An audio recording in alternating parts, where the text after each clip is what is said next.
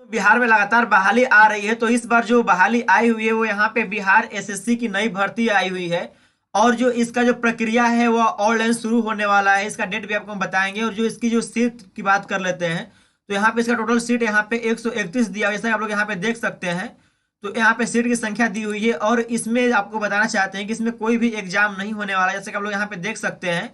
तो इसका जो एग्जाम है, तो यहाँ पे एग्जाम नहीं होने वाला है, इसमें कोई भी परीक्षा नहीं होगा। और ये महिला और पुरुष दोनों के लिए जो बहाली आई हुई है, तो चलिए आपको हम संपूर्ण जानकारी दे देते हैं। तो यहाँ पे आपको लेके चलते हैं इसके ऑफिशियल वेबसाइट पे, जो कि यहाँ पे इसका नोटिफिकेशन निकाला गया है। तो आप लोग यहाँ पे देख सकते हैं कि यहाँ पे जो लिखा हुआ है कि बिहार कर्मचारी चयन आयोग पटना द्वारा वरीय वैज्ञानिक सहायक पद हेतु विज्ञापन संख्या इतना का प्रकाशन आयोग के वेबसाइट इतना पर सुयोग्य भारतीय नागरिकों से ऑनलाइन आवेदन प्राप्त करने हेतु प्रदर्शित कर दिया गया है। इच्छुक अभ्यर्थियों द्वारा ऑनलाइन आवेदन सहयोग के वेबसाइट पर दिनांक 22 नवंबर 2022 से 24 अगस्त सो दोस्तों 24 दिसंबर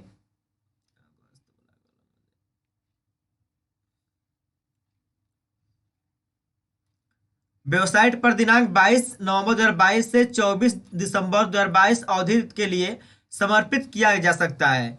अभ्यर्थियों को सूचित किया जाता है कि वे वंशीय प्रशासनिक प्रमाण पत्र जैसे कि शैक्षणिक प्रमाण पत्र, अंक पत्र, विकलांगता प्रमाण पत्र, अस्थायी निवास प्रमाण पत्र, क्रीमी लेयर रहित जाति आय निवास जो भी उनके पास होगा, जो भी होगा EWS, तो उन्हें इसके रिगार्डिंग छूट दी जाएगी।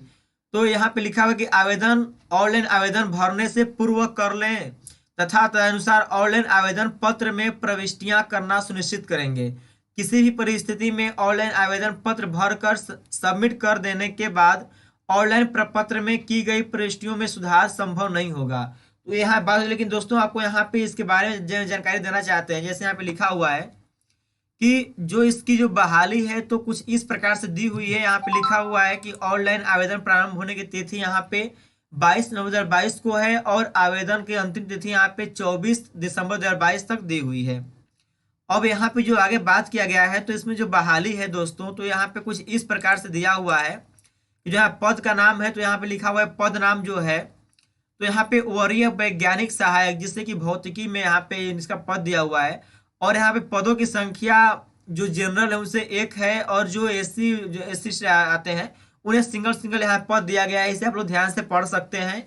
और इसमें 35% महिला को आरक्षण भी दिया गया है इस पद में। और दोस्तों यहाँ पे जो अगला पोस्ट की बात कर लेते हैं, तो यहाँ पे अगला पोस्ट इसका है वरीय वैज्ञानिक सहायक का, जो कि अग्निशास्त्र का है। तो इसमें भी इनको 35% महिला को आरक्षण पद दिया गया है, और इसका जो सीट है वो 10 3 3 इस तरह करके कोटिवार यहाँ पे सीट भी दी हुई है। और जो अगला पद है वहाँ पे जो वरीय वैज्ञानिक सहायक का यहाँ पे फोटो का है, तो इसका पद कुछ निम्न प्रकार से यहाँ पे दिया हुआ आप लोग यहाँ पे देख सकते हैं। और यहाँ पे अगला जो है वो साइबर क्राइम का है, तो यहाँ पे साइबर के लिए भी पोस्ट दिया हुआ है। और यहाँ पे सामान्य रसायन का भी यहाँ पे पोस्ट है। तो इस प्रकार से सारा पोस्ट आप लोग यहाँ पे पढ़ सकते हैं। यहाँ पे विश्व विज्ञान का पोस्ट है, विस्फोटक का पोस्ट दिया हुआ है। और अगला पोस्ट यहाँ पे नार्को टेस्ट का दिया हुआ है। और उसके बाद यहाँ पे जीव विज्ञान का पोस्ट है। और यहाँ पे सीरम है, DNA का पोस्ट दिया हुआ है। और यहाँ पे पॉलीग्राफी दिया हुआ है। तो इस प्रकार से इसमें बहुत सारा पोस्ट दिया हुआ है। तो यहाँ पे दोस्तों कुछ इस प्रकार से कोटिवार यहाँ पे पोस्ट को दर्शाया गया है, आप लोग यहाँ पे देख सकते हैं। जो पुरुष का पद है वह आपका 100 रहेगा, 100 पद रहेगा। और जो महिला का पद है वह इसमें 31 पद को रखा गया है। अब यहाँ पे बात कर लेते हैं कि यहाँ पे जो अगला दिया हुआ है कि जो पद रखा गया है उसके लिए जो वेतनमान है, तो पुनः रिक्षित लेवल 6 के अनुसार यहाँ पे 9300 रुपया से लेकर के यहाँ पे 38,400 तक प्लस प्लस ग्रेड पोस्ट पे यहाँ पे 4200 रुपया यहाँ पे दिया हुआ है। तो यह इसका जो वेतन की बात हो गई। और यहाँ पे जो इसका न्यूनतम शैक्षणिक योग्यता है, जो एजुकेशन है, वह कुछ इस प्रकार से यहाँ पे निर्धारित है, आप लोग यहाँ पे देख पाइएगा। तो जो लोग की अगर भौतिकी के लिए यहाँ पे अप्लाई करना चाहेंगे, तो उनके लिए यहाँ पे MSc भौतिकी से होना चाहिए, अथवा MSc गणित, अथवा MSc बायोफिजिक्स, और अथवा यहाँ पे MSc अप्लाइड फिजिक्स यहाँ पे दिया हुआ है। तो इस प्रकार से यहाँ पे और लिखा हुआ है कि M.Tech कंप्यूटर साइंस, अथवा एमटेक।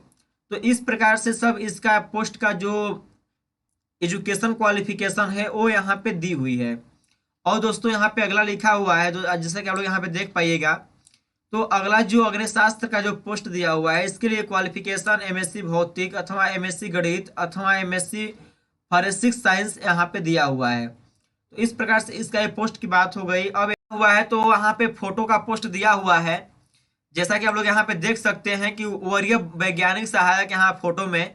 तो यहाँ पे लिखा हुआ है कि एमएससी भौतिकी अथवा एमएससी फॉरेंसिक साइंस, और यहाँ पे एमएससी फॉरेंसिक साइंस का के लिए बीएससी अथवा बीटेक स्तर पर विषय भौतिकी होना चाहिए। और यहाँ पे अगला जो पोस्ट यहाँ पे साइबर का है, तो साइबर में सेम यही बोल रहा है, इलेक्ट्रॉनिक्स अथवा कंप्यूटर साइंस में एमटेक अथवा एमएससी फॉरेंसिक साइंस दिया हुआ है। और यहाँ पे सेकेंड नंबर पे लिखा हुआ है कि एमएससी फॉरेंसिक साइंस के लिए बीएससी अथवा बीटेक स्तर पर विषय इलेक्ट्रॉनिक्स अथवा कंप्यूटर साइंस में बीटेक होना चाहिए, मतलब बीटेक होगा तभी इसमें आप लोग अप्लाई कर सकते हैं। और जो यहाँ पे सामान्य रसायन का दिया हुआ है, तो ये भी कुछ इस प्रकार से है। यहाँ पे एमएससी साइंस शास्त्र केमिस्ट्री से बोल रहा है, और यहाँ पे बायोकेमिस्ट्री बोल रहा है। तो इस प्रकार से इसका पोस्ट का डिटेल्स दिया हुआ आप लोग यहाँ पे देख सकते हैं। और अगला जो पेज पे है, तो इस पर बहुत ही प्रकार प्रकार का यहाँ पे पोस्ट को निकाला गया है। और देखिए दोस्तों, यहाँ पे आपको दिखाना चाहते हैं, जिसमें अनुभव की बात कर रहा है। तो अनुभव में ये बोला गया कि वरीय वैज्ञानिक सहायक के पद हेतु अनुभव के रूप में किसी विधि विज्ञान प्रयोगशाला में कम से कम 1 वर्ष वरीय वैज्ञानिक सहायक के रूप में काम करने का अनुभव। अनुभव की गणना प्रकाशित विज्ञापन के आलोक में आवेदन प्राप्त करने की अंतिम तिथि के आधार पर निर्धारित की जाएगी। और यहाँ पे अगला जो उम्र सीमा की बात करते हैं, यहाँ पे लिखा है उम्र सीमा। तो इसमें ये लिखा हुआ है कि उम्र सीमा की गणना दिनांक 1 जनवरी 2022 के आधार पर निर्धारित की जाएगी, परंतु कार्मिक एवं प्रशासनिक सुधार विभाग वर्तमान के सामान्य प्रशासन विभाग के प्राप्तांक 212 दिनांक 23 जनवरी 2006 के आलोक में वैसे अभ्यर्थी जो दिनांक 1/1/2016 को सरकार द्वारा निर्धारित अधिकतम उम्र सीमा धारित करते हों, वे भी उम्र सीमा के आधार पर इस परीक्षा के पात्र होंगे। और जो अगला यहाँ पे लिखा हुआ है, तो अगला लिखा हुआ है कि यहाँ पे न्यूनतम जो आयु है, मतलब जो न्यूनतम उम्र सीमा है मिनिमम, वो इसका 21 वर्ष से 1/1/22 के अनुसार 21 वर्ष हो जाना चाहिए। और जो अधिकतम है, तो यहाँ पे गैर संविदा पदाधिकारी कर्मियों के लिए जो कि जनरल से बिलोंग करते हैं पुरुष, तो उन्हें यहाँ पे 37 वर्ष का एज दिया गया है मैक्सिमम।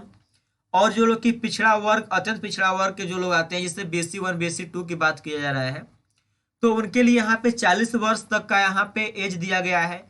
और जो अनुसूचित जाति अनुसूचित जनजाति में आता है, जिसे हम लोग SC ST बोलते हैं, पुरुष महिला दोनों के लिए यहाँ पे 42 वर्ष दिया हुआ है। तो इस प्रकार से इसमें एज का भी बात हो गया दोस्तों। अब देखिए आगे जो यहाँ पे दिया हुआ है, जैसे आप लोग यहाँ पे देख सकते हैं कि यहाँ पे शैक्षणिक योग्यता अधिकतम 60 अंक जो निम्न प्रकार से विचलित किया जाएगा।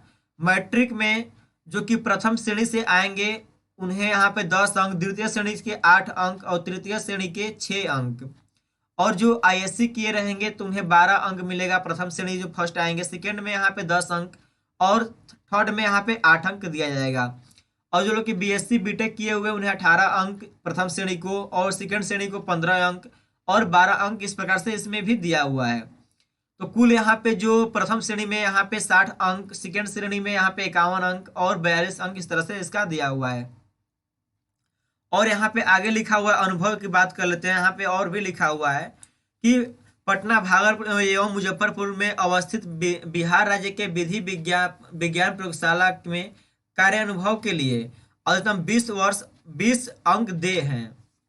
और देखिए दोस्तों, ये तो बात हुआ, लेकिन अब यहाँ पे जो लिखा हुआ है, जैसा लोग देख सकते हैं, क्वालिफाइंग मार्क्स जो दिया हुआ है, कितना पे क्वालिफाई करेंगे, तो यहाँ पे लिखा हुआ है कि कार्मिक एवं प्रशासनिक सुधार विभाग द्वारा निर्गत संकल्प संख्या 2374 दिनांक 16/7/2007 के आलोक में साक्षात्कार में अभ्यर्थियों को न्यूनतम अर्हतांक प्राप्त करना अनिवार्य होगा, जो निम्नलिखित है। तो यहाँ पे सामान्य वर्ग में यहाँ पे 40% होना चाहिए मार्क्स, और पिछड़ा वर्ग में यहाँ पे 36.5, और अति पिछड़ा वर्ग में यहाँ पे 34%, अनुसूचित जाति में या फिर जनजाति में यहाँ पे 32%, महिला या दिव्यांग रहेंगे तो उनके लिए भी यहाँ पे 32% का यहाँ पे रखा गया है। तो इस तरह से मेगा सूची बनेगा दोस्तों। यहाँ पे इसके बारे में भी जानकारी दिया गया है, आप लोग इसे आप लोग ध्यान से देख सकते हैं। और जो परीक्षा अगर शुल्क की बात कर लेते हैं तो यहाँ पे इसका शुल्क दिया हुआ है सामान्य के लिए यहाँ पे 540 रुपये, अनुसूचित जनजाति के लिए यहाँ पे 135 रुपये, और अगर जो लोग की दिव्यांग श्रेणी से आते हैं, अनुसूचित जनजाति होते हैं, तो उन्हें 135 रुपये, और जो लोग की बिहार राज्य के बाहर के सभी श्रेणी के अभ्यर्थियों पुरुष महिला है तो यहाँ 540 रुपये को रखा गया है। तो इस प्रकार से इसका है। और यहाँ पे आरक्षण भी दिया हुआ है, तो इसमें बहुत सारा जानकारी दिया गया है, आप लोग इसे पढ़ करके समझ सकते हैं। तो इस प्रकार से इसका नोटिफिकेशन है जो कि आपको हम समझा चुके हैं कि किस प्रकार से इसकी बहाली होगी, अब कब तक इसका डेट है, क्वालिफिकेशन क्या चाहिए, कितने पोस्ट आए हुए हैं। तो मिलते हैं ऐसे ही टॉपिक के साथ अगले वीडियो में। जो लोग अभी तक हमारे चैनल पे नए हो चैनल सब्सक्राइब कर लें, वीडियो को लाइक करें, दोस्तों में शेयर करें ताकि उनको जानकारी मिल सके।